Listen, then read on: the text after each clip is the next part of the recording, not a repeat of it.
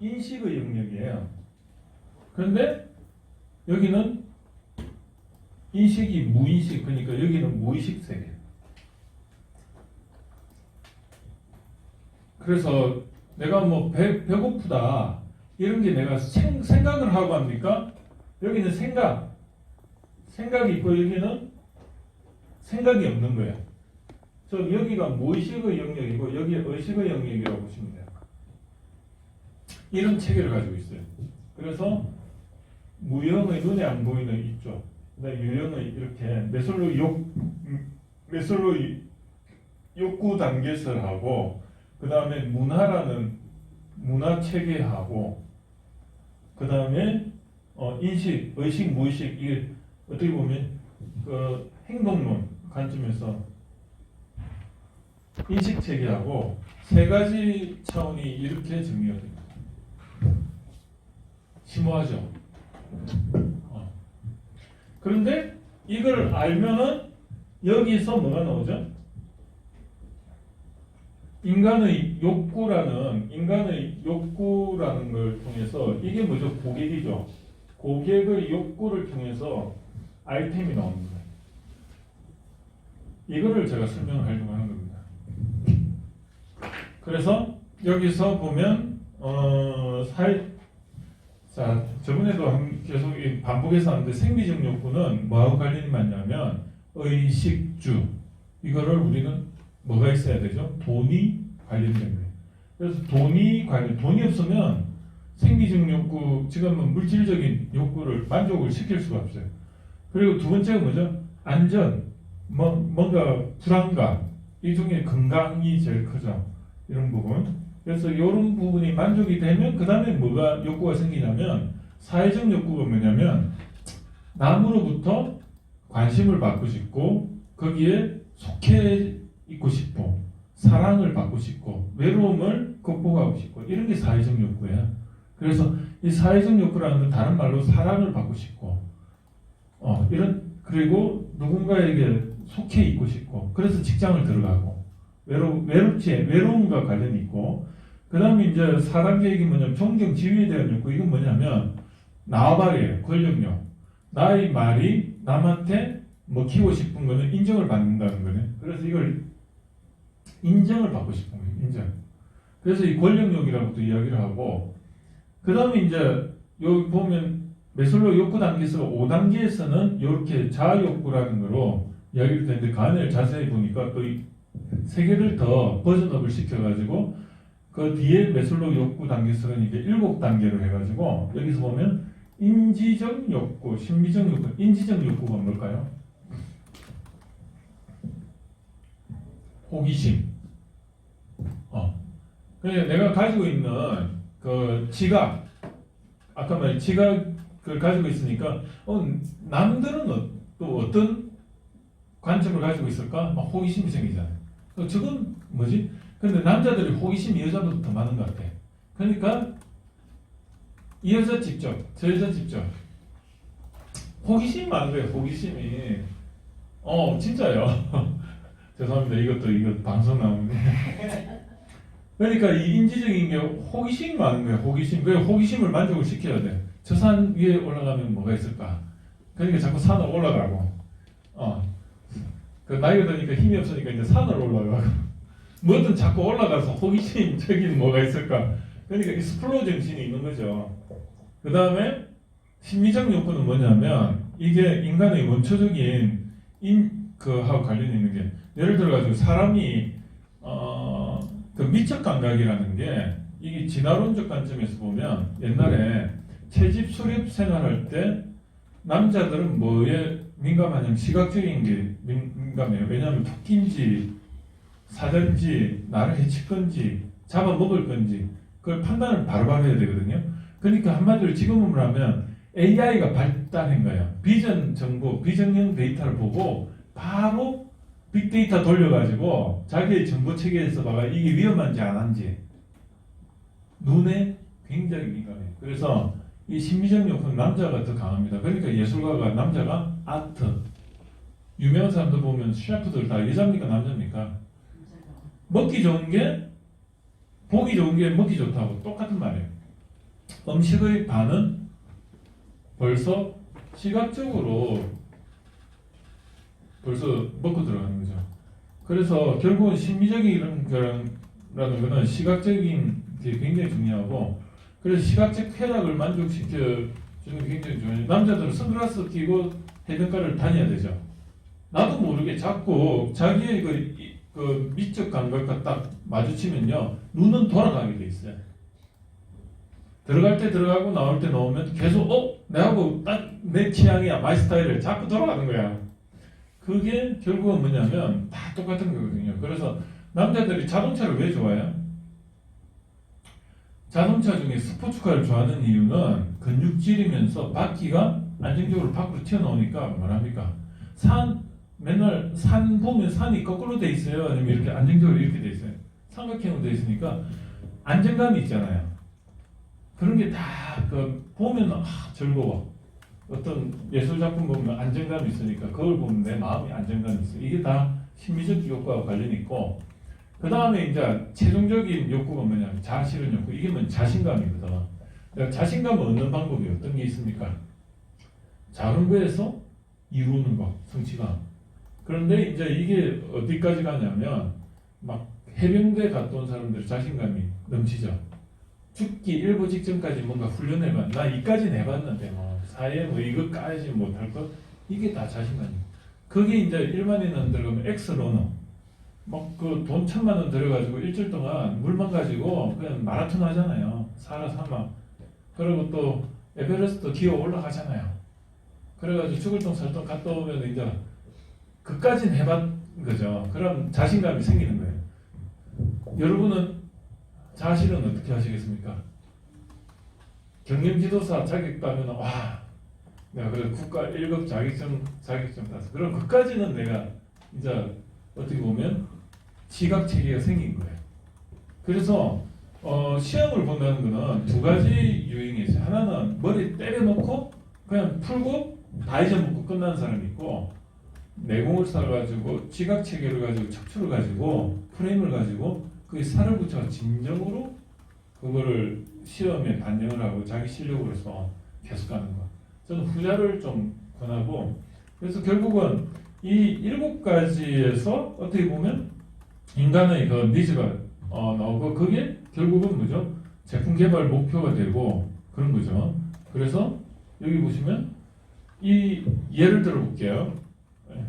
여기 보면 이게 뭐냐면 이 뜰사랑이라고 판교 거기 옆에 가면 수지 거기 가면 거기 호수가 하나 있어요. 거기 가다 보면 뜰사랑이라 가지고 이렇게 음식점인데 여기가 제가 잘 가는데요. 제가 그 근처에 살았을 때 이제 차로만 갈 수 있는 곳이에요. 뜰사랑이라고 치보면 여기 한정식 집인데 이 집은요 미어 터져요.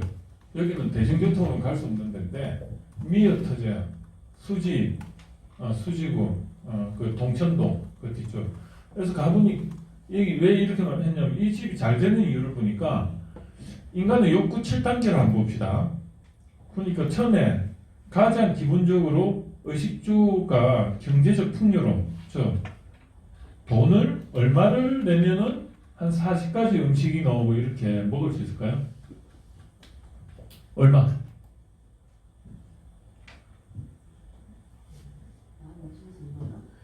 너무 정확하다. 근데 저거를 가서 먹어보면 사람들은 한 4, 5만 원인 줄 알아요.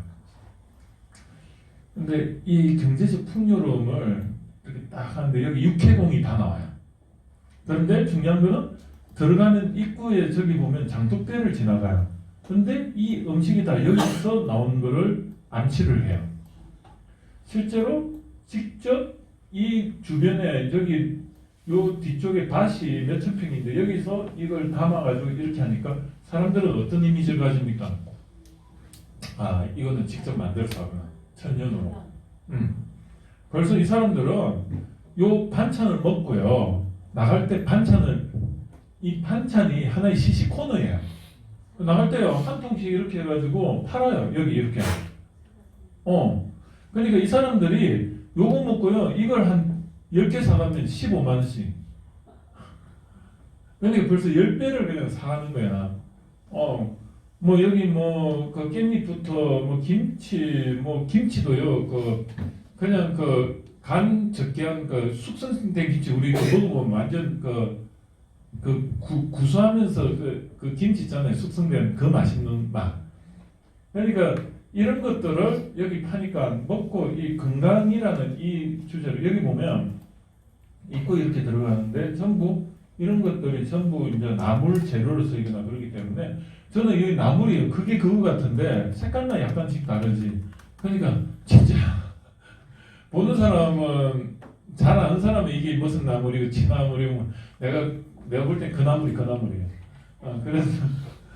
그래서 이 건강이 해결이 돼요. 그 다음에 뭐죠? 그 다음이 소속감인데 여기 갔더니 전부 다 뭐랄까 여기에 이제 해방감 뭐 이렇게 있는데 뭐냐면 소속감이 있어요. 여기 온 사람들 다 단골이다 보니까 주인이 아는 척을 해줘요. 그걸 어떻게 다 외운지 몰라. 몇 번째 오셨는데 아유 반갑습니다 이래요. 근데 저도 여기 알고 보니까 옛날 대학교 때 그 대학원 제가 다닐 때 거기 지도 교수 옆에 저를 갈궜던 또 다른 지도 교수님이 여기 친구더라고. 그러니까 이제 내가 하면 또 VIP로 좀 해주는데 결국은 뭐냐면 소속감, 신분상선 이게 뭐냐면 나발이도 또 느끼는 거예요. 여기 갔더니 사장님이 한 번 이렇게 눈웃음 주고 아는 그 뭐죠? 아까 여기 인간의 욕구 단계설에 보면 여기 해당이 되는 거예요. 뭔가 관심을 이런 데서 받고 싶고 갔더니 거기다가 또 신분 상승 느낌도 있어. 뭐냐면 나를 인정해 주거든. 어떤 걸로 인정해? 그때 그 3P에서 피지컬 에비던스가 있고 그 밑에 뭐죠? 피플이 있고 프로세스가 있잖아요. 그 피플하고 프로세스가 뭐냐면 이걸 만족시켜 주는 거예요.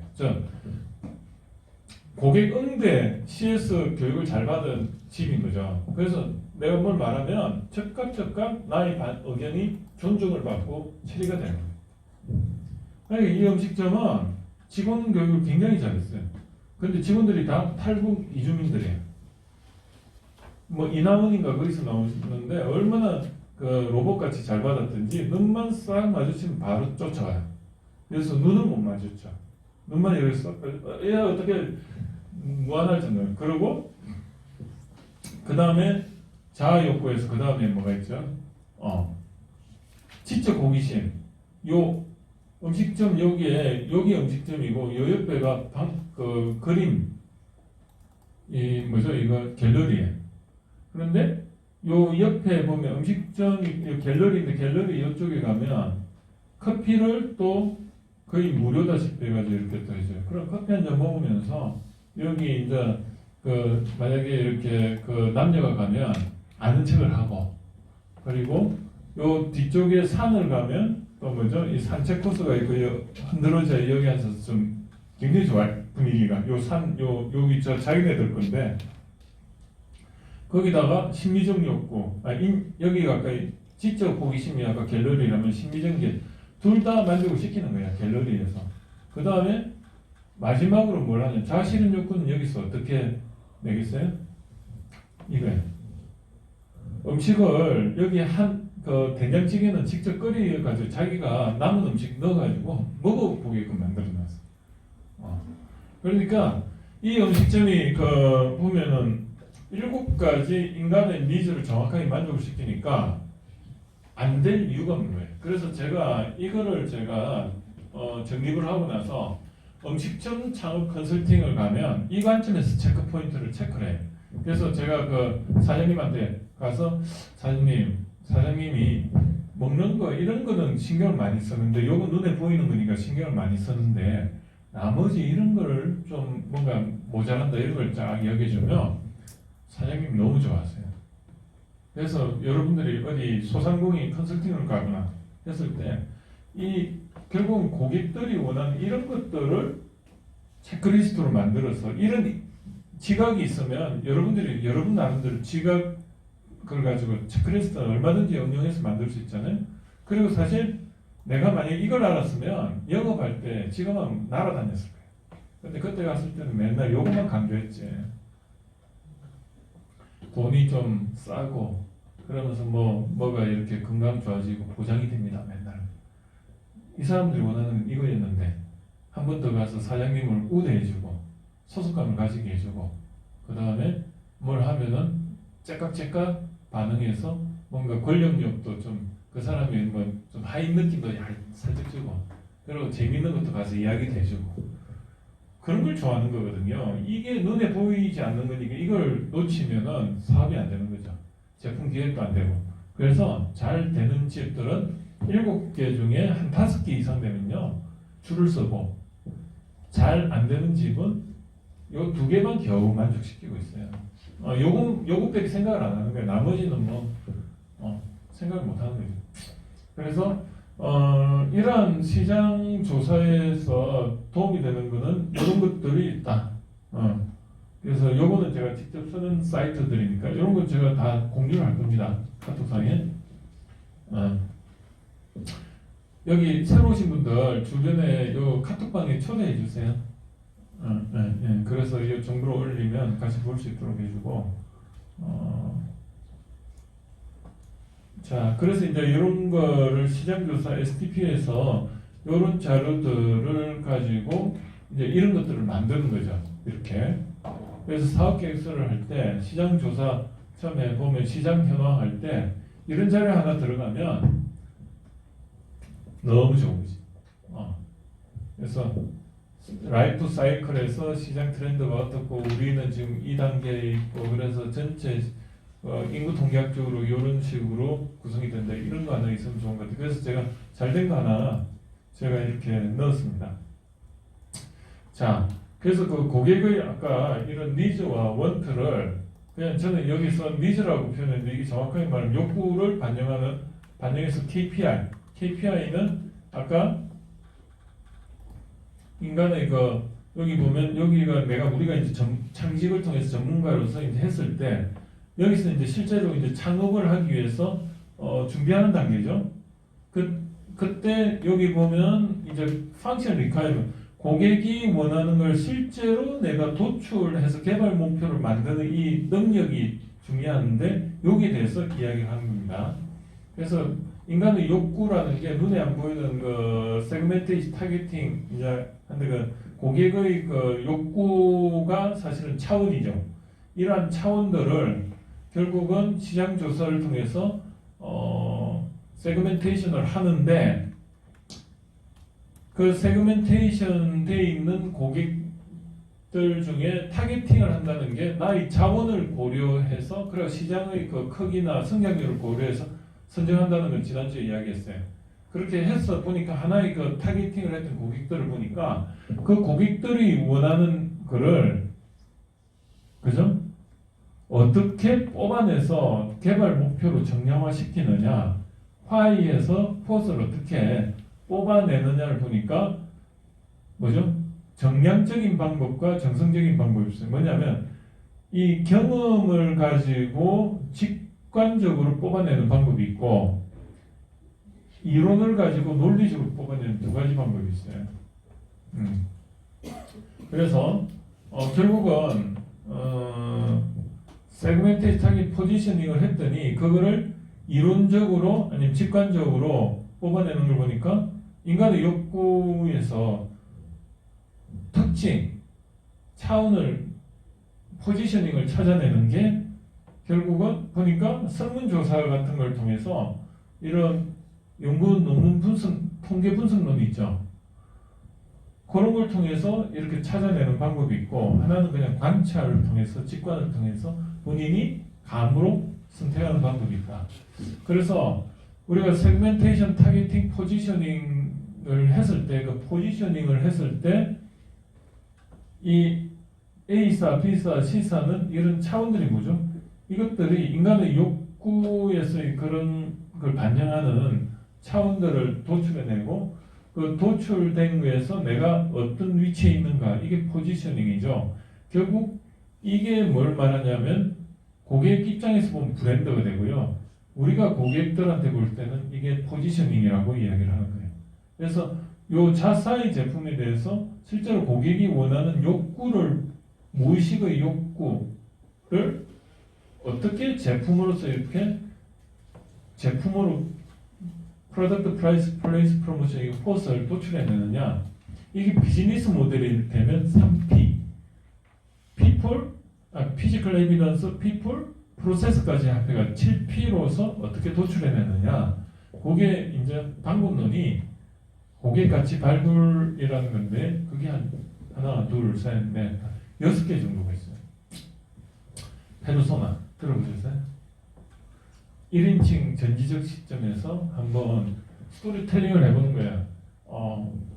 만약에 한번 상상을 해서 그 사람 입장에서 한번 그 제품을 사용하는 거를 한번 스토리텔링을 쭉 해보면 뭐가 그 사람한테 이 제품이 어필을 하는지를 찾아낼 수가 있어요.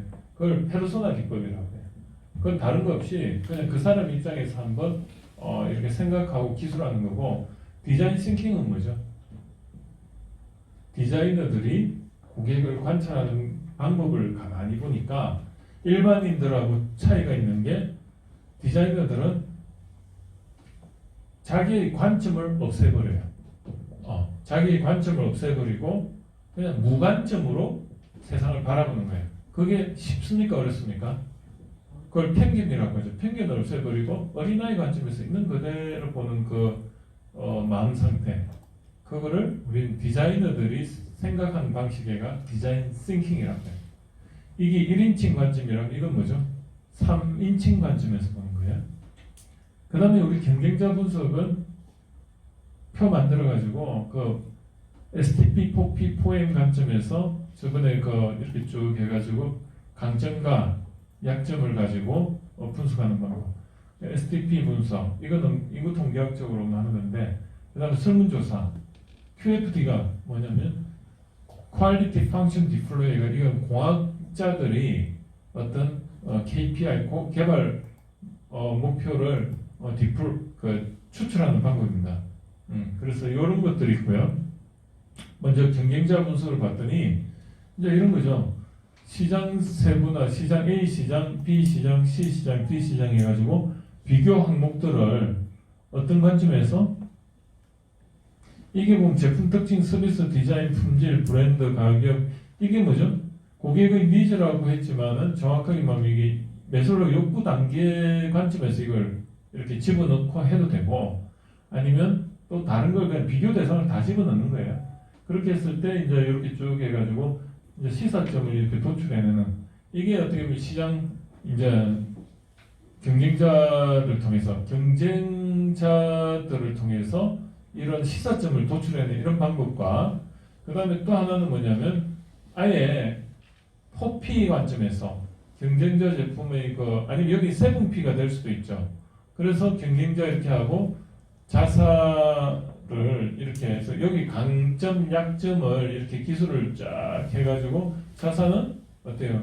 이 품질면에서 A, B, C보다 어떤 포지셔닝이 있고 이런 걸 쭉 이렇게 분석을 해가지고 이 중에 내가 볼 때는 우리 포지셔닝을 했더니 다른 제품들보다 품질과 서비스 부분에서 조금 더 강점이 있다. 그럼 어떻게? 이렇게 품질, 서비스, 그 다음에 여기 다른 차원들 이렇게 해가지고 우리 제품은 다른 회사들보다 이 차원을 강조를 하자. 이게 포지셔닝이죠. 이렇게 어떻게 보면 경쟁자 분석을 하는 건데 경쟁자 분석이 보면 이렇게 시장을 이런 식으로도 해서 시사점을 도출해내기도 하고 이렇게 그냥 경쟁사의 포지셔닝으로 도출해내기도 한다. 디자인 싱킹은 뭐냐면 아까 말했듯이 제일 중요한 게 고객의 관찰자가 그냥 관찰자가 편견 없이 이 고객에 대해서 공감을 하는 거예요. 관찰하면서 공감을 하는 거예요. 핵심입니다. 다른 건 다 똑같아요. 근데 이게 조금은 브레인스토밍 기법이 좀 들어가서 약간 비과학적이에요. 근데 이거를 누가 제일 잘했냐 보니까 스티브 잡스더라. 스티브 잡스는 내가 개발자이기 전에 소비자였기 때문에 성공할 수 있다. 그 분야에서 컴퓨터에 대해서 내가 개발자이기 전에 내가 컴퓨터를 소비하고 있었기 때문에 뭐가 더 필요한지 그런 걸 더 잘할 수 있다. 그런 이야기를 했습니다. 그래서 결국은 이 공감하기가 뭐냐, 엠퍼시라는 건데 그 사람과 똑같은 주파수를 맞춰서 한번 편견을 없이 한번 보는 거예요. 어린애의 관점에서. 그게 핵심입니다. 3인칭 관점에서. 그래서 프로세서를 보면 공감하기, 그 다음에 정의하기, 그 다음 아이디에이트, 창조하기, 그 다음에 프로토타입 만들어가지고 경험하기. 요 프로세스대로 보통 가는데 요건 다 똑같아요. 요 앞에 공감하기, 엠퍼시가 하나 더 있더라. 그래서 관찰과 공감을 통해 사용자 관점에서 해석하여 숨겨진 니즈를 발견하는 방법. 숨겨진 니즈를 발견하는 방법이다. 기존의 고정관념을 탈피하는 것이 핵심. 두 가지예요. 하나는 무관점, 편견을 없애버리고 보는 것. 그 다음에 두 번째는 엠퍼시. 내가 한 고객의 입장에서 그걸 관찰을 하는 거. 그 다음 설문조사 방법인데 그 통계 분석론에서 보면 그 요인들 있죠. 요인들이 결과에 미치는 데 대해서 어떤 것들이 주 요인인가를 분석하는 걸 우리는 컨조인트 분석이라고 해요. 일반적인 인과관계 분석은 좀 달라요. 그래서 이 통계 기법인데 우리가 이 반도체 공정 장비 보면 한 50개 공정 중에 결과가 분량이 나는데 그 분량에 어떤 것들이 가장 큰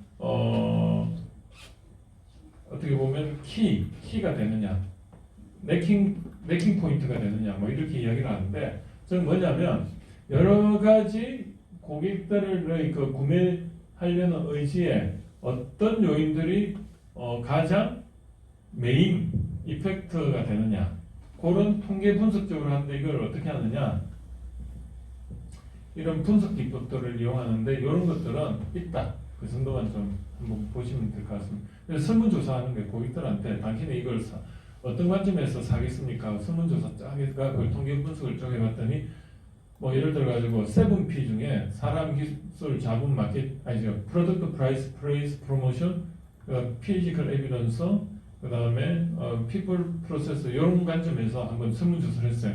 그랬더니 사람들이 이제 설문이 보니 프라이스가 좀 더 고객 의지에, 구매 의지에 영향을 미치더라. 그 다음에 분위기에 영향을 더 미치더라.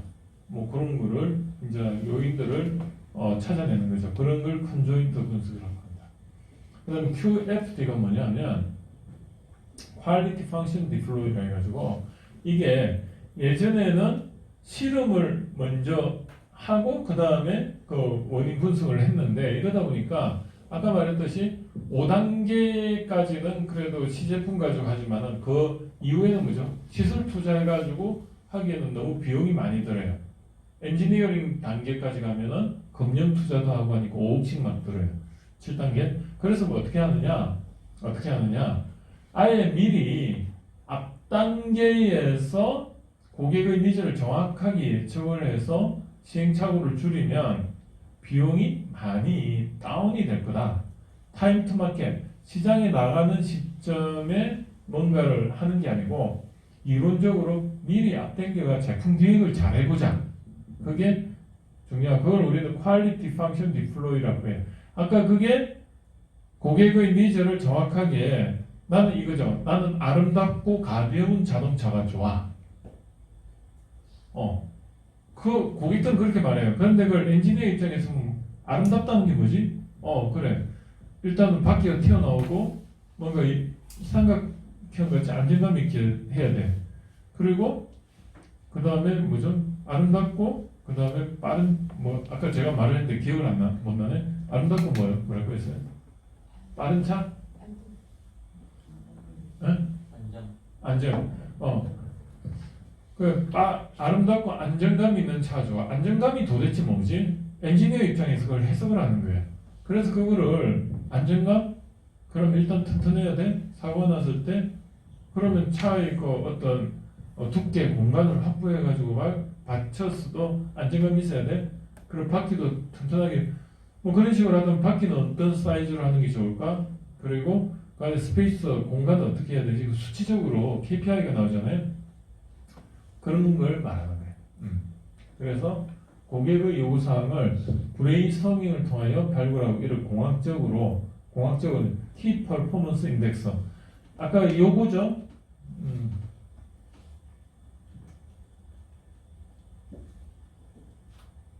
요거죠. 핵심 목표 요거를 도출해내는 거예요. 요걸 도출해내는 게 내가 여기 핵심 성공 요인을 크리티컬 석세스 팩터라는데 내가 여기서 제품화 시켜가지고 판매까지 가는 거 거기서 회사가 진정으로 성공하기까지는 하나, 둘, 셋, 넷, 다, 일곱, 여덟, 아홉, 열, 열하나, 열두, 열세, 열네, 열다, 16개의 능력이 필요한 거예요. 그게 사람 기술 자본 마케팅 관점에서 이렇게 단계별로 해서 이거를 이렇게 16개 표현을 했는데 이걸 뭐라고 하죠? 핵심 역량이라고 하고 사람들은 이걸 극복을 못하니까 사업을 실패를 하는 거죠. 그래서 이거를 만약에 극복을 했다 하면은 그 회사의 핵심 역량이 되고 그게 결국은 밸류라는 거죠.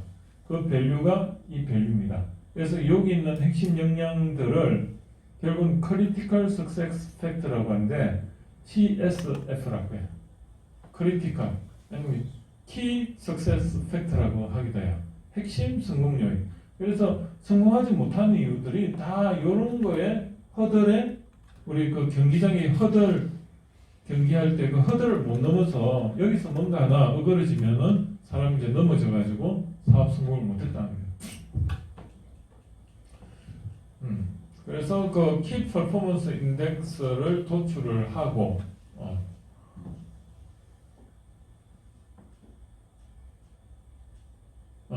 그래서 여기 보면 이제 이 키 퍼포먼스 인덱스가 뭐냐 지금 여기 많은 요구사항들이 있어요. 그거를 이렇게 포커스를 해가지고 핵심 개발을 용어를 공학적으로 만들어내서 도대체 고객이 누구고 그 고객들의 니즈가 정확하게 뭐고 고객들이 누구고는 STP죠. 그 결과물로 고객이 어떤 타겟층이 정해지면 그 고객이 정확하게 원하는 게 뭔가를 아까 지금 6가지 기법을 해가지고 키 퍼포먼스 인덱스를 찾아내는 걸 지금 하고 있는 거예요.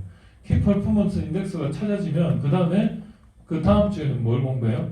크리티컬 석세스 팩트에 대해서 하나하나 그걸 하기 위해서 어떻게 준비를 해야 되는가를 이야기를 하는 겁니다. 그래서 크리티컬 석세스 팩트를 키 퍼포먼스 인덱스 그 고객 요구 사항을 펑션 리콰이어먼트 기능 요구 사항이라고 해요. FR을 우리는 펑션 기능 리콰이어먼트 IREMENT 요걸 펑션 리콰이어먼트라고 해요. 그래서 이런 거는 좀 알아놓으시면 굉장히 조금 앞으로 뭘 해나가실 때 전문성도 있어 보이고 실제 이거는 통용이 되는 겁니다. 그래서 여기는 커스터머 에스크거든요. CA는 고객이 요구하는 거. CA는 커스터머 CUSTUM 커스텀 CUST 저 단어가 헷갈리네. CU 커스텀 ME 커스텀 에스크 CA 그 고객 요구 사항은 뭐죠? 정성적인 거죠. 정성적인 거를 펑션 리콰이어먼트는 공학적인 정량적으로 저렇게 도출을 하는 거를 우리는 이제 저거 강의를 할 겁니다. 그래서 결국 고객은 그냥 아름다워 안정감이 있어 그리고 경제성이 있으면 좋겠어 그랬는데 아름답다는 건 구체적으로 그 안에는 굴곡이 있어야 되고 그러면서 각도 좀 있어야 되고 각이 있는데 거기 각이 어떤 각으로 돼 있어야 되고 굴곡이 있다는 건 라운드를 몇 알로 해야 되고 반지름을 몇 알로 해야 되고 와이어 그리고 이 각이 있다는 건 와이어 그 와이어 뭐라더라? 그 우리가 이렇게 자동차를 디자인할 때요. 와이어를 가지고 디자인을 해요. 각을 잡는 게. 왜냐하면 그 와이어는 뭐죠? 꺾이질 않고 이렇게 자연스럽게 알이 나오면서 이렇게 되잖아요. 우리가 뭐 옷걸이 같은 걸 이렇게 꽉 하는 게 아니고 이렇게 어떻게든 라운드가 이렇게 있는데 이게 자동차 철학이더라고. 벤츠가 그래요. 와이어로 각 잡아요. 그래가지고 어떻게든 와이어의 그 자연스러운 그 흐름 있죠. 그걸 가지고 각을 잡는데 거기에 사람이 심미적으로 거기에 욕구에 맞아 들어가는 디자인이에요. 그래서 자동차 자세히 보면 그 와이어 라운지가 끊기지 않고 이렇게 다 연결되어 있어요. 그 이유가 그 이유입니다. 그게 철학이에요. 벤츠의 철학이에요. 그래서 그런 것들을 이제 뭐 R을 구체적으로 얼마를 주고 그 다음에 여기 뭐 아름답고 그 다음에 안정감이 있으면 안정감은 또 어떤 안정감이냐 그 안정감의 종류에 대해서 이야기하라고 그 안정감이 휠 베이스의 휠 베이스는 어떻게 되고 축간 거리는 어떻게 되고 그리고 여기 경제성이 있다는 것은 연비가 좋아야 된다. 그리고 또 차값이 쌓여야 된다. 그 연비는 어느 정도 좋아야 되냐. 뭐 리터당 한 30km 가야 된다. 그리고 여기는 또 어떻게 된다. 그럼 요까지 나왔잖아요. 요걸 가지고 또 뭘 하냐. 펑션 리콰이어먼트가 나왔어요. 그 다음에 여기 디벨로핑 파라미터라고 또 뒤에 붙어요. DP. 그래서 이 만약에 연비가 좋아야 된다. 그럼 이걸 어떤 식으로 하이브리드로 할 거냐. 뭐 이런 식으로 여기 또 쫙 나와요. 그래서 그거를 보면 이런 식이에요.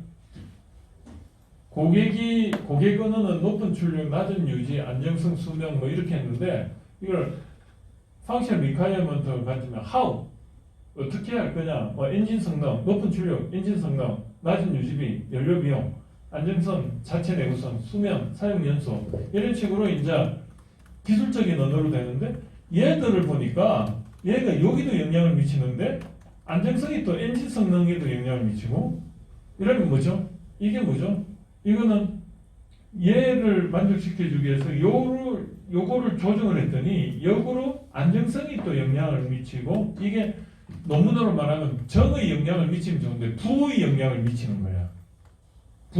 부정 알죠? 상관관계에서 같은 방향으로 영향을 미치면 얘를 엔진 성능을 높일 때 높은 출력도 좋아지고 그 다음 안정성도 높아져야 되는데 엔진 성능을 높아졌더니 안정성이 떨어지는 거야. 그럼 어떻게 돼요?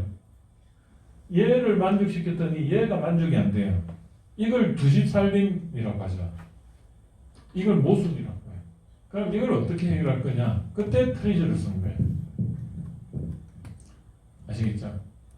그런 원리를 앞으로 제가 이야기를 할 겁니다. 세상에 없는 이야기. 그래서 여기 뭐 고객의 언어는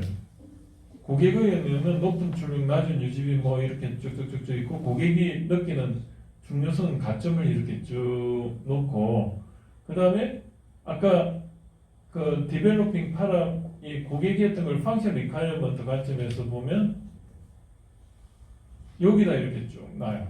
그럼 요거와 요거의 상관관계가 높은 건 공 두 개, 상관관계가 한 건 0, 그 다음에 상관관계가 의심이 조금 긴가민가한 세모, 아예 없는 건 공란 이런 식으로 하고 그 다음에 이 엔진 성능에 있는 요거 있죠. 요걸 점수화를 해요. 점수화를 이게 이 가중치 곱하고 이 가중치 곱하고 점수를 하면 이건 58점 나오고 엔진 성능은 뭐죠? 여기서는 디벨로핑 파라미터거든. 엔진 성능은 아까 펑션 리콰이어먼트고 요거에 대해서 구체적인 건 마력으로 표현이 되고 연료 비용은 리터당 킬로미터 뭐 이런 식으로 이제 디벨로핑 파라미터가 이렇게 나오고 여기에 대해서 요걸 가점을 쭉 요거하고 요걸 곱하면 또 가점이 나오고 여기서 보면 요거 또 하면 점수가 이렇게 나와요. 다 여기 보면 가점하고 관련인데 요건 45점 나온 게 요거 두 개를 하면 8인가 봐요. 그죠? 8, 5, 40 아닌데 군갑다. 여기서 보면 여기 있네. 9네. 이렇게 돼 있는 건 강함, 하나 있는 건 보통. 이 세모는 약함 해가지고 9 곱하기 94, 36. 그죠? 그 다음에 요거는 3. 요거는 9, 28. 하면 이제 다 합하면 58이 되고. 이런 식으로 쭉 하면 이렇게 쭉 나오잖아요. 예? 자, 중요순위에서 우선순위가 여기서 보면 제일 점수가 높은 게 마력이 고객들이 가장 중요한 니즈가 되겠구나. 그죠? 니즈에 대해서 우리가 개발 목표 KPI가 정확하게 KPI인데 요걸 한 번 더 구체화시킨 게 요거예요. 이걸 우리는 디벨로핑 파라미터라고 하는데 DP가 요게 좀 나오고 그래서 요